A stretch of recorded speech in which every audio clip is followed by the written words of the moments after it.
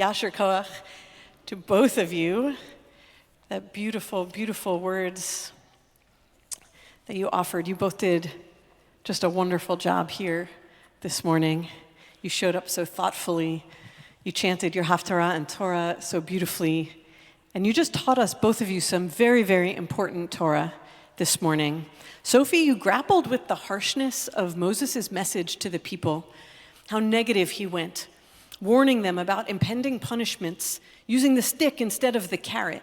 And you wondered what could be different for all of us if we focus more on the good things that we have done well and so could build on, rather than focusing only on the things we have done wrong and so the consequences that we reap.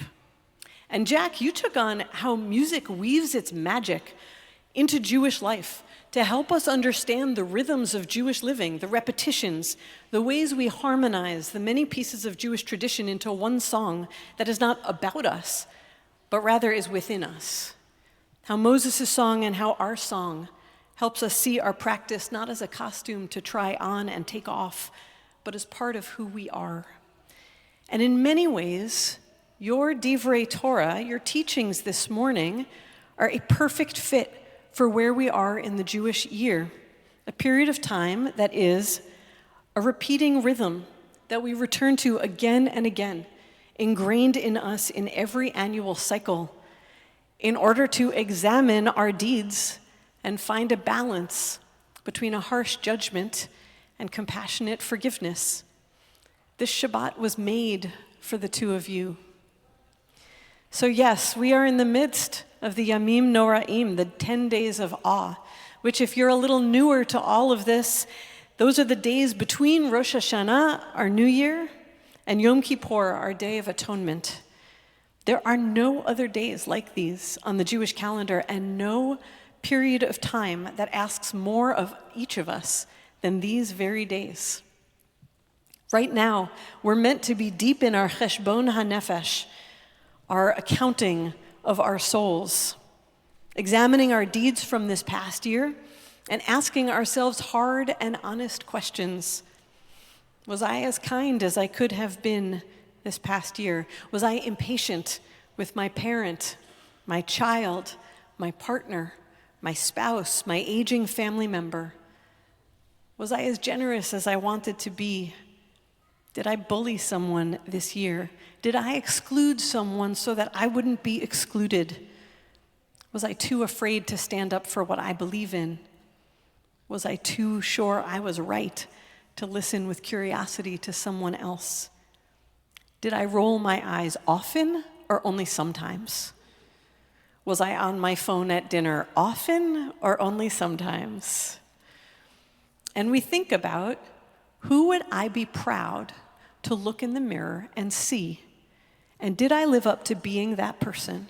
And if I didn't, and if my actions caused other people pain, how can I repair that? And that's our task this week, to figure out where we fell short and to do the Shuva, the repentance, the repair work that we need to do. That could mean apologizing to someone. It could mean forgiving someone else with whom we've stubbornly held a grudge. It could mean promising that we will do things differently in the future. And we learn, and then we relearn, and then we forget, and then we relearn that all of this has a particular urgency attached to it. Because time, we discover each year in our liturgy, is always running out. The Unatana Tokef prayer reminds us that we are a fading flower, a fleeting breeze, and we don't have forever. And our loved ones don't have forever. And so we don't have the luxury of getting around to fixing our relationships whenever.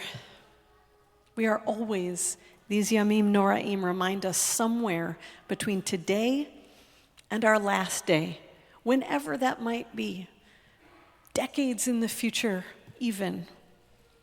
But it puts a rush on our tshuva, and that can be very uncomfortable and intimidating. In fact, even Moses here in Parshat Ha'azinu found it incredibly challenging. At the end of this parsha, as you know, in one of the most dramatic moments of Torah, Moses is told by God, ascend these heights of Avarim to Mount Nebo, Umut bahar asher ata olesham. You shall die on the mountain that you're about to ascend, and shall be gathered to your kin. For you broke faith with me among the Israelite people by failing to uphold my sanctity among them. And God says, you may view the land from the distance, but you may not enter it. And Moses is totally crushed. While this is not the first time that he learns of his fate, it is the most excruciating, because now it's imminent. And Moses, according to the Midrash, does not handle it well. Poor guy, yes? But his experience over the next few hours of his life can be instructive to us. There are several midrashim about what happens next.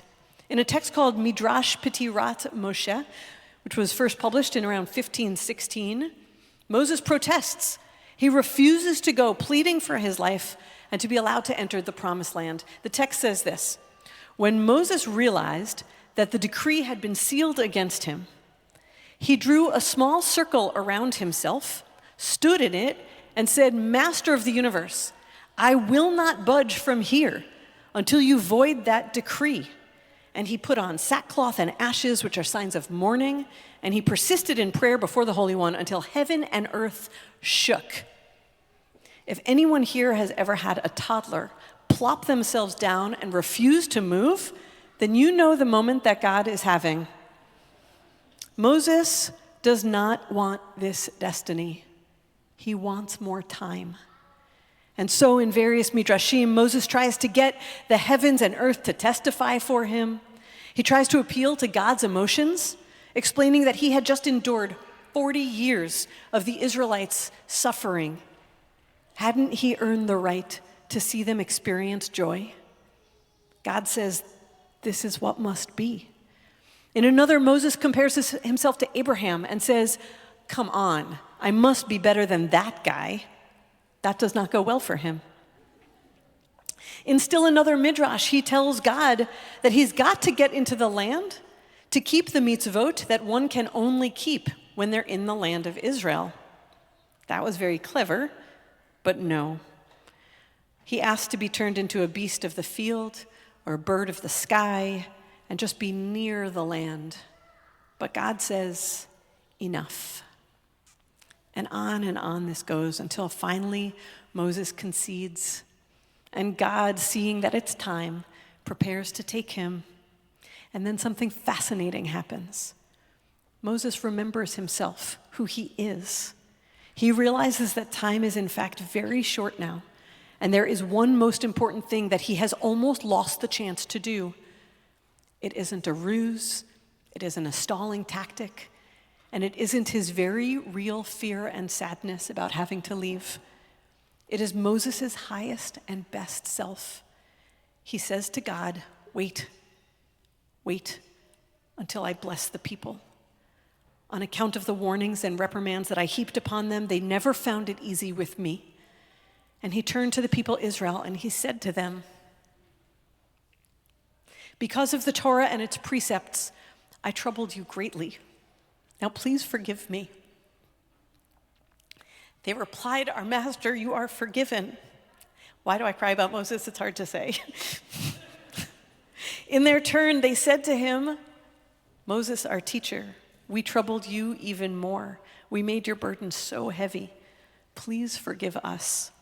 And Moses replied, you are forgiven.